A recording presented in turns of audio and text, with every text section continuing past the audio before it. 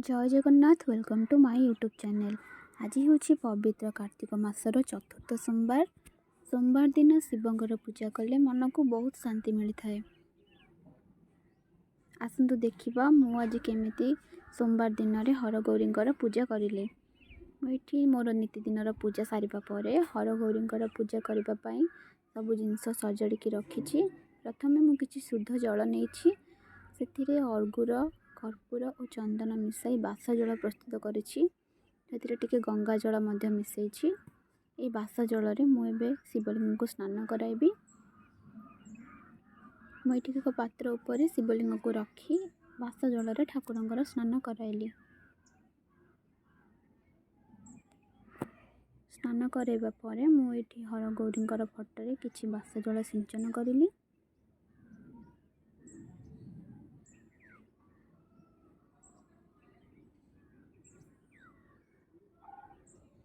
ठाकुर को स्नान कराइबा परे घर्षण करा जाए। घर्षण लहुणी व्यवहार करा जाए। जेहेतु मो पाखे लहुणी नाथिला मुझे शुद्ध घी नहीं ठाकुर मुंडे लगेदेली।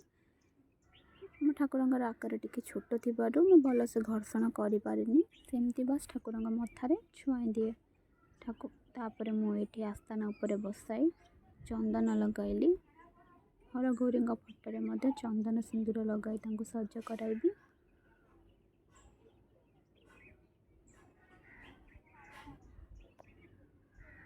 माँ को मथारे सिंदूर लगाइबा।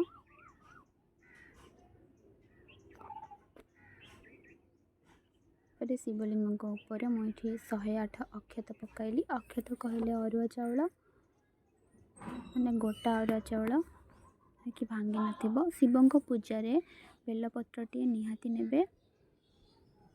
बेलपत्र कौलिया चिकणिया अंश को ठाकुर मथारे स्पर्श कराई रखिए। पर मुझे ठाकुर को फूल सजेदेली। जहाँ भी आपन को जो भी फूल मिल से ठाकुर को सजाइबे। श्वेत रंगर फूल शिवों को बहुत पसंद।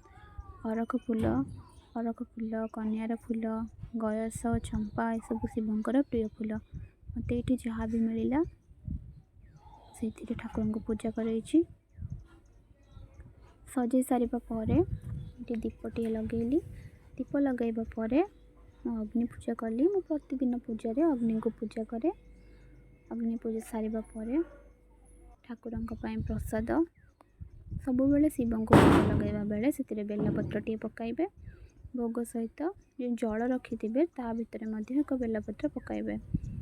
प्रसाद लगाइबा परे मुझे पुष्पांजलि देली। पुष्पांजलि देबा परे ठाकुर आरती करबा। आपन को जो भी मंत्र जना थी शिवंकर ताकू गाई आपन आरती कराइबे। यदि किसी मंत्र जना भी नहीं केवल ओम नमः शिवा मंत्र ठाकुर आरती कराई पारिबे। घी दीपर आरती करबा परे टिके कर्पूर आरती कली।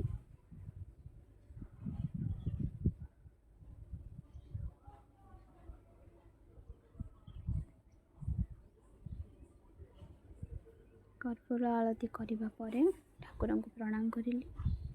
आरती नहीं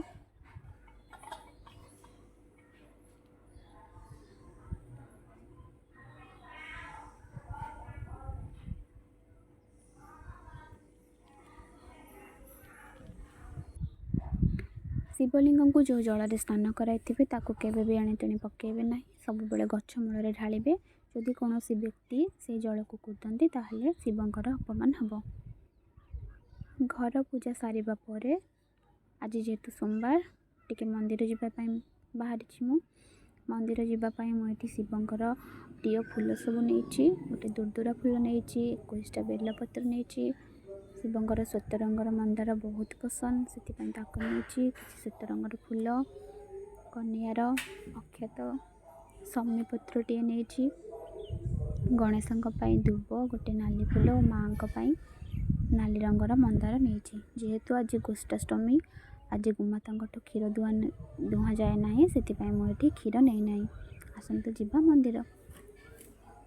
मंदिर आसवा परे आज जेहेतु गोष्ठाष्टमी गोमाता पूजा करने जी मुझे निज हाथ में रुटी बनई गोमाता पूजा करने आसी। प्रथम गोमाता उपर किसी जल सिंचन कली। तापर चंदन लगेली। ଚନ୍ଦନ ଲଗାଇବା ପରେ ସିନ୍ଦୁର ଲଗେଇଲି, ସିନ୍ଦୁର ହଳଦୀ ଲଗେଇଲି।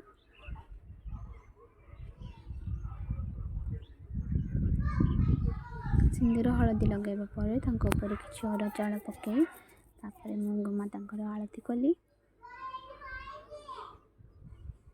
ଗୋମାତାଙ୍କର ଆଳତି କରିବା ପରେ ପାଖରେ ଏକ ଛୋଟ ବାଛୁରୀ ଥିଲା, ସେ ମୋତେ ଦେଖୁଥିଲା ତ ସେଥିପାଇଁ ମୁଁ ତାର ମଧ୍ୟ ଆଳତି କଲି। ସେତେ କ୍ୟୁଟ୍ ହେଇଥିଲା,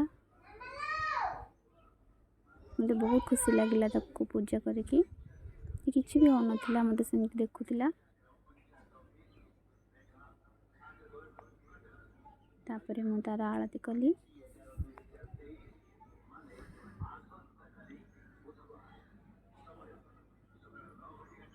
କିନ୍ତୁ ଏ ଛୋଟ ବାଛୁରୀଟି କେବେ ବି ମୋ ହାତରୁ କିଛି ବି ଖାଏ ନାହିଁ। ଯେବେ ବି କଦଳୀ ନେଇକି ଦିଏ ସେ ଖାଏ ନାହିଁ, ରୁଟି ବି ଖାଇଲା ନାହିଁ। ମୁଁ ଜାଣିନି ସେ କ'ଣ ଖାଇବ, ମୁଁ ଗୋମାତାଙ୍କୁ ଏଠି ରୁଟି ଖୁଆଇଲି।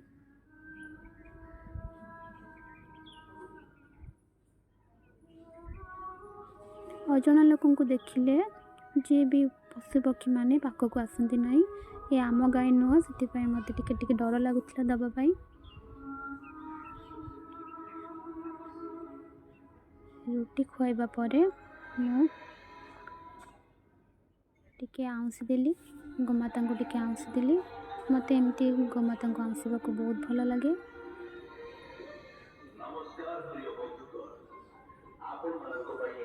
ପୂଜା ସାରିବା ପରେ ମୁଁ ଗୋମାତାଙ୍କ ପାଦ ତଳୁ ଟିକେ ମାଟି ଆଣି ମୁଣ୍ଡରେ ମାରିବାର ଥିଲା, ସେଥିପାଇଁ ମୁଁ ବହୁତ ଚେଷ୍ଟା କଲି। ଗୋମାତାଙ୍କ ପାଦ ତଳୁ ଟିକେ ମାଟି ଆଣିବା ପାଇଁ ମୁଁ ବହୁତ ଚେଷ୍ଟା କଲି, କିନ୍ତୁ ମୋତେ ଡର ଲାଗୁଥିଲା ଯେହେତୁ ମୁଁ ତାଙ୍କ ପାଇଁ ଅଜଣା ଥିଲି। ବହୁତ ଚେଷ୍ଟା କରିବା ପରେ ମୋ ହାତରେ ରୁଟି ବାସ୍ନା ଆସୁଥିଲା, ତ ସେ ମୋ ହାତକୁ ସେମିତି ଚାଟୁଥିଲେ। ବହୁତ ଚେଷ୍ଟା କରିବା ପରେ ମୁଁ ଟିକେ ମାଟି ଆଣିଲି।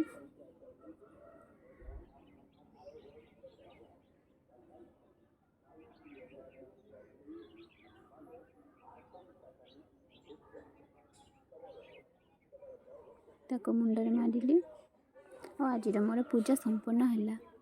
ଯଦି ଆପଣଙ୍କୁ ମୋ ଭିଡ଼ିଓ ଭଲ ଲାଗିଥାଏ, ଲାଇକ୍, ସେୟାର ଆଣ୍ଡ ସବସ୍କ୍ରାଇବ୍ କରିବେ। Thank you for watching.